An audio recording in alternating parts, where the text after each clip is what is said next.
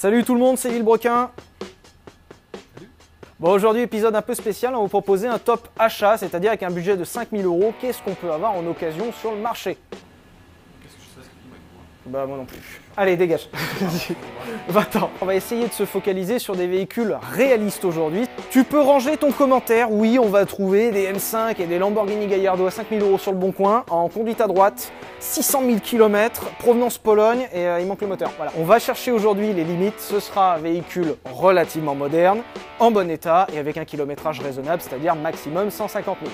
Première des choses avant la vidéo, allez liker notre page Facebook. C'est grâce à ça qu'on communique avec vous, qu'on vous annonce les prochains projets, tournages et nos futures vidéos.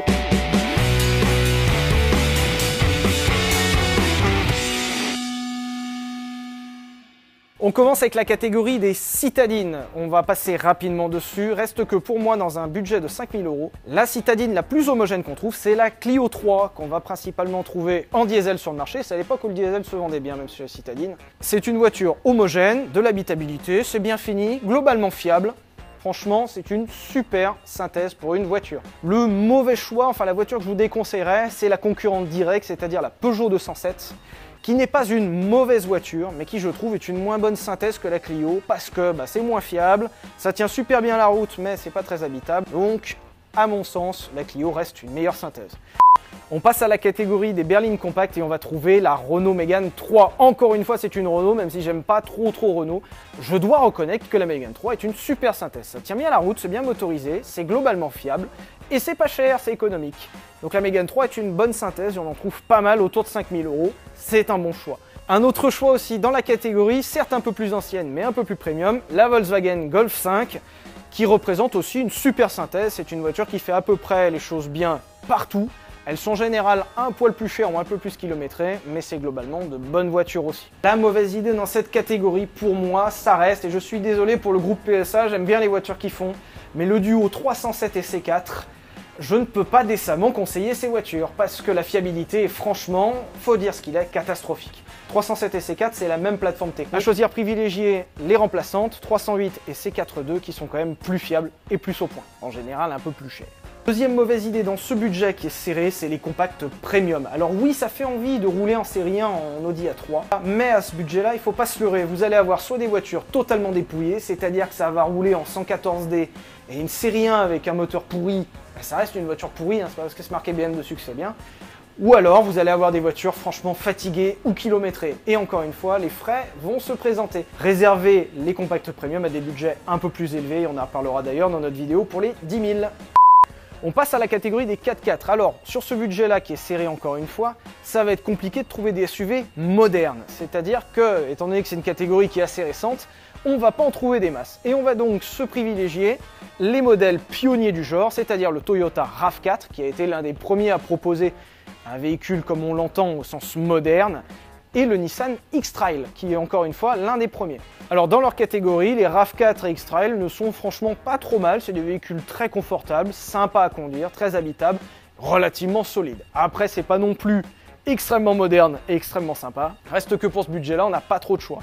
Attention quand même aux motorisations diesel sur les deux véhicules qui sont globalement moins fiables que les équivalents en essence. La mauvaise idée dans la catégorie, c'est les 4x4 premium, c'est-à-dire les ML premier du nom et X5 premier du nom. Alors ça donne super envie de rouler un X5 pour 5 000 €. C'est des voitures réussies, ok, mais à ce budget-là, vous n'allez trouver que des gros moteurs essence. Et à un moment, si c'est à ce prix-là, c'est parce qu'il faut assumer. Et à un moment, la consommation d'un X5 V8 essence, vous avez déjà pas de budget, pas le mettre dans l'essence quoi. De même que l'entretien et l'assurance, c'est des voitures qui coûtent franchement cher. Donc gardez ces véhicules encore une fois pour des budgets un peu plus élevés, même si dans l'absolu c'est des bonnes voitures. Dans la catégorie des sportives, pour un budget de 5 000 €, on va se diriger plutôt vers des petites GTI, c'est-à-dire qu'on ne va pas avoir de voiture avec des grosses puissances, mais on peut quand même avoir du fun. Je vous conseille un duo, la Saxo VTS 16V et la 106 S16 qui était équipée de 1600 de 120 chevaux, quand même pour une tonne, ça envoie pas mal. Ces voitures certes un peu plus anciennes, mais qui sont vraiment hyper sympas à conduire et qui sont de véritables petites écoles de pilotage. Pour 5 000 €, ça devient compliqué d'en trouver en bon état et un budget raisonnable. Reste que si vous en trouvez une, franchement, ces deux voitures, c'est des pépite. On fait simplement attention sur ces véhicules-là, les trains arrière qui sont fatigués, donc regardez bien les contrôles techniques. Si les roues arrière sont comme ça, on en achète une autre parce que ça coûte cher. De même, si vous voulez des voitures un peu plus modernes, dans le même esprit, on va retrouver les Twingo RS qui sont de super véhicules. J'assume ce que je dis. Oui, c'est une Twingo, mais franchement, c'est top. Le châssis est phénoménal. On retrouve un 1600 de 130 chevaux qui est énergique et explosif. Et si vous n'aimez pas trop Renault, on trouve le même esprit dans la Suzuki Swift Sport qui propose aussi un 1600, 125 chevaux, un poil plus lourde, mais avec un châssis au top. Toutes les voitures que j'ai citées sont des voitures qui sont assez économiques en entretien et qui franchement sont très sympas à conduire. Vous ne serez pas le roi de l'autobahn avec, hein, ça plafonne à 210, 220. Reste que vous allez bien rigoler pendant ce temps-là. La mauvaise entre guillemets idée dans la catégorie des sportifs, c'est la Mazda RX-8. Je remets les pendules à l'heure, la Mazda RX-8 est une très bonne voiture. C'est bon, ne m'agressez pas, ne m'égorgez pas. La Mazda RX-8 était équipée d'un moteur rotatif. D'ailleurs, le lien vers notre vidéo sur les moteurs rotatifs est présent ici. Le moteur rotatif est un moteur totalement différent. Le problème, c'est que ce moteur a été tué par plein de problèmes, c'est-à-dire une consommation vraiment trop élevée. En vrai, une RX-8, ça fait minimum 12 litres au 100. Au quotidien, c'est compliqué. C'est un fonctionnement qui est parfois chaotique, soit à chaud, soit à froid. Et globalement, une fiabilité certes correcte, mais une longévité qui n'est pas exceptionnelle. En plus, ça manque de couple à bas régime, donc au quotidien, une RX-8 c'est bien, mais voilà, RX-8. Donc une seconde voiture plaisir ou une voiture vraiment en achat en connaissance de cause, pourquoi pas, mais la RX-8 en voiture tous les jours, vous êtes prévenus. Dans la catégorie des cabriolets, il y a le cabriolet qui existe depuis la nuit des temps, le Mazda MX-5. C'est un incontournable, peut-être l'un des roadsters les plus rigolos à conduire. C'est pas très rapide, c'est pas très sportif dans son comportement, mais c'est tellement fun. Sympa, c'est solide, c'est fiable, ça coûte pas cher, bref, le top. Si vous voulez une voiture un peu plus moderne, on va retrouver encore une fois une Renault, et j'assume, une Renault que personne ne va connaître, la Renault Wind. Si vous connaissiez la Wind, on le met en sondage ici, si vous connaissiez la Wind d'avant, vous mettez oui. En gros, la Renault Wind, il y a Renault un jour qui a vu le succès de la 206cc, et ils se sont dit vas-y, on va faire la même, et on va lui donner un nom totalement différent, et on va faire un toit rétractable comme une 458 Spider, et on va l'appeler Renault Wind. Et ça va marcher de ouf. Ça n'a pas marché. Mais c'était quand même super bien. On a un châssis qui est au top puisque c'est le châssis de la Twingo RS. Il y a le moteur de la Twingo RS dessus et même un 1200 TCE qui est très recommandable. Franchement, la Renault Wind, bah c'est bien. Il faut en trouver un Wind hein, parce que ça court pas les rues non plus puisqu'ils en ont vendu 4, 5, allez 10. Mais franchement, ils ne sont pas bien vendus. Hein. La mauvaise idée dans le segment des cabriolets, c'est la 207cc. Encore une fois, je suis désolé, je l'aime pas la 207. Mais déjà que la 207 de base, elle est lourde. En plus, si vous y mettez un toit rétractable de 150 kg dessus, ça fait une enclume. Donc la 207cc n'est pas recommandable, c'est pas très fiable, ça va pas très vite parce que c'est hyper lourd. Il y a tellement mieux en cabriolet. Donc 207cc, désolé, vous êtes recalé. Dans la catégorie des routières, là ça va être un petit peu compliqué de garder une voiture avec un kilométrage raisonnable. Évidemment, on trouve les sempiternelles allemandes, les reines de l'autobahn. Donc pour rester dans des catégories raisonnables, on va trouver la Peugeot 607. Oui, j'assume, personne n'aime la Peugeot 607, et ben moi j'aime bien, parce que c'est bien, faut dire ce qu'il est, ça tient bien la route. Enfin, au début, elle s'est pas bien vendue parce que ça se retournait. Heureusement, ils ont corrigé le tir, et la 607 est devenue sûre. Reste que c'est une super voiture, relativement fiable, et aujourd'hui qui se trouve à rien, et on se rapproche dans le confort d'une série 5 ou d'une A6 quand même, pour pas cher. Après c'est invendable, mais c'est bien.